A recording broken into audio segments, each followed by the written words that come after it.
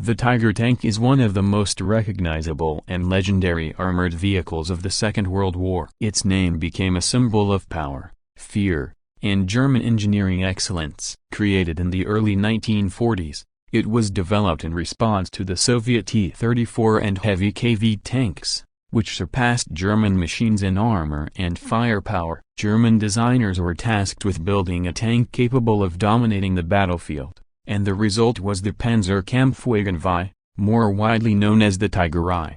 The main feature of this tank was its armament. It carried the 88mm KWK-36 gun, which had originally been designed as an anti-aircraft weapon but proved to be exceptionally effective against armored targets. This gun could destroy most Allied tanks at long ranges, often before they could get close enough to return fire. Its combination of accuracy, range, and destructive power made the Tiger a nightmare for enemy armor. Equally impressive was its armor. The frontal armor reached up to 100 mm thick, making the tank virtually invulnerable to most Allied weapons when it first appeared. Its side and rear armor were somewhat weaker, but still provided significant protection. This strong defense, paired with its deadly firepower, earned the Tiger a reputation as the king of the battlefield.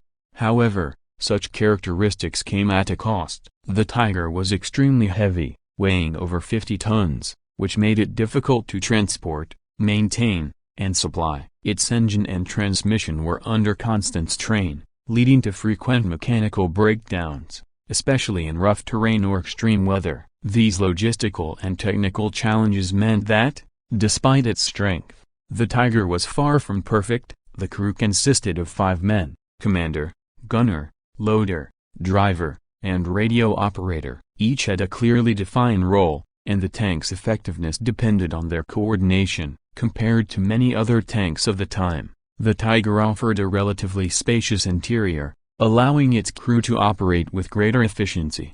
Production numbers were limited due to the tank's complexity and high cost. Only about 1,350 Tigers were built during the war. In contrast, the Soviets produced tens of thousands of T-34s. This imbalance meant that the Tiger could never influence the war as much as mass-produced Allied tanks, but its psychological impact was tremendous. The very presence of a Tiger on the battlefield often struck fear into opponents and required significant effort to counter. The Tiger saw action on the Eastern Front against Soviet forces, in North Africa, and during the Allied landings in Normandy. Even though more advanced tanks such as the Panther and King Tiger appeared later, it was the original Tiger I that secured a legendary place in military history.